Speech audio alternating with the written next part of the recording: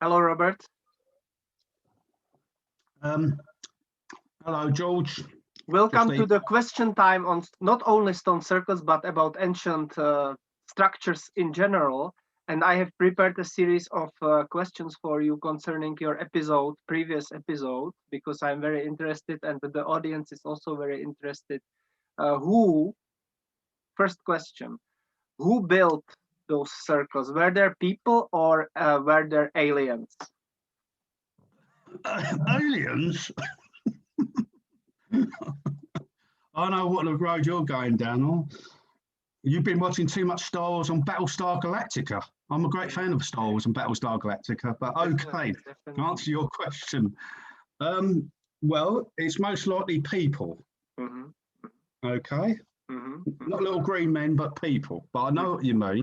mhm, Um, well, in the British Isles, the stone circles and these what we call not so statues, but we call them monuments, ancient monuments. They could be passage graves or prehistoric what we call curses, is like sacred avenues from about 3,500 BC. But what we think they are, it's associated with the rise in agriculture in the British Isles, which is about 4,000 BC. And so these stone circles were built from 4,000 BC onwards. That's the official narrative. That's the official story. And obviously Stonehenge, it dates from about 3,100 BC. But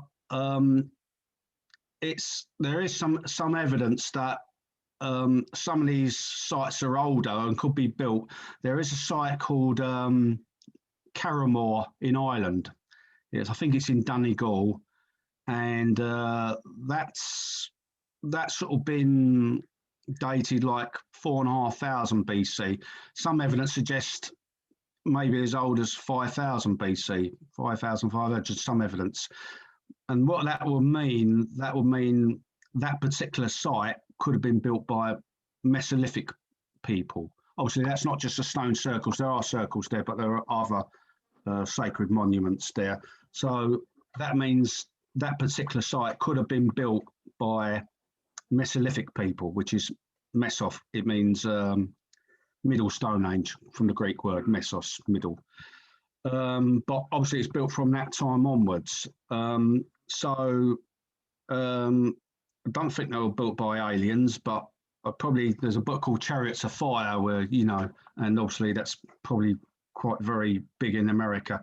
Another, yeah, so generally, there's some other interesting sites in Brittany, passage graves, and they could be as old as 5,000 BC, 5,500.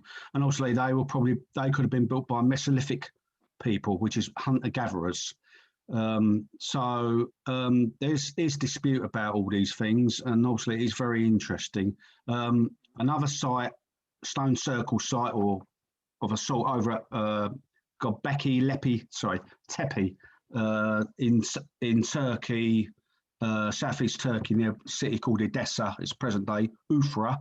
That looks like it's built by also hunter-gatherers, and that dates from about 10,000 BC.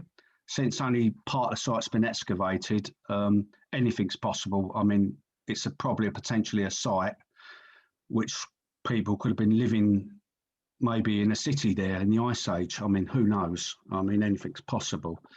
So, yeah, I think my mind's gone a bit blank. So This is fine. Thank you very much for answering my first question. Now let's go to the second question. How were those structures constructed? By which means? By which means and techniques?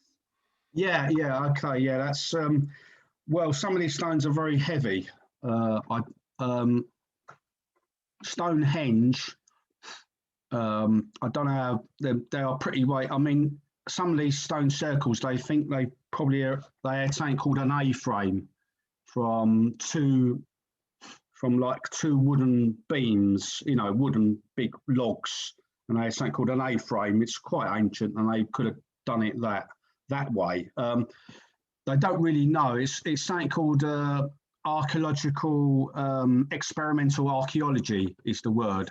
So they do these experiments and get a load of group of people and they get them along and they think how they've done it. They don't really know how they done it, but obviously, interestingly, the stones from some of what we call the blue stones from Stonehenge, they actually come from Western Wales, which is about 200 miles away. So to get them all that, to get them all that way, they probably brought them by sea on a ship round via Cornwall up to Christchurch near Bournemouth, and then they probably floated them along on a barge along the river, and they could get within 3 miles of Stonehenge, and obviously they probably dragged them over on rollers, you know, like logs, you know, I don't know if you know logs, you know, wooden logs, and, you know, that's how they sort of done it. Or they could have got them over by oxen, which means they would have had wheels, which I think I can't see any problem why they didn't have wheels. Just going back to your previous stone circle question, who built them? They think that because they're all these large-scale monuments, they think that there was a theocracy, which is like the government, or well, I can't really say a government, but the people who built the stone circles, the people in charge were like a priesthood, you know, like I don't know whether we can call them shamans or priests, but as a ruling theocracy, because a lot of these stone circles are built on precise alignment to the stars, planets, and obviously to the moon and the sun, and obviously that's quite scientific. So obviously these ruling theocracy of priesthoods or shamans, they were using even Pythagoras' triangle, Pythagoras' theorem, well before Pythagoras, you know, thousands of years ago. Next question. Next question is very short, and I would expect a very brief answer. Can you just repeat which date are we talking about? How many years ago were those structures constructed, approximately? Well, like I say, I was saying Carrowmore is probably one of the earliest, from about 4,000 BC, maybe even older, 4,500, 5,000 BC for some of these sites. That's disputed. There's some very old sites up in the Orkney Islands, which I think could be older than anywhere else in the British Isles. I'm not sure about that, but they could be like 3,500, 3,600 BC maybe. But generally with the stone circles, generally after 3,500 BC, you know, onwards to the present time. And obviously there's chambered tombs, which could be such as Cauldron Stones in Kent, part of the Medway Megalithics, which is not a stone circle, but it's a prehistoric chamber tomb. That's from about 4,000 BC. So officially with the start of agriculture. So generally, if you used to say 4,000 BC onwards, thank you. Who knows? Thank you. My last question is about new trends in archaeology. What are the newest trends in archaeology?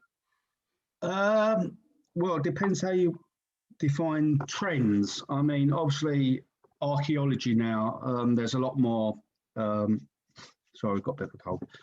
There's a lot more scientific new dating systems. I think things like stone are quite very hard to date, you know, but there is a lot of new sciences, like obviously radiocarbon dating's been around for a long time, since 1949 by Libby. That's a thing like where it can date charcoal and other things, plant things, and you know what I mean. It's all scientific, if not me. But generally, there's other.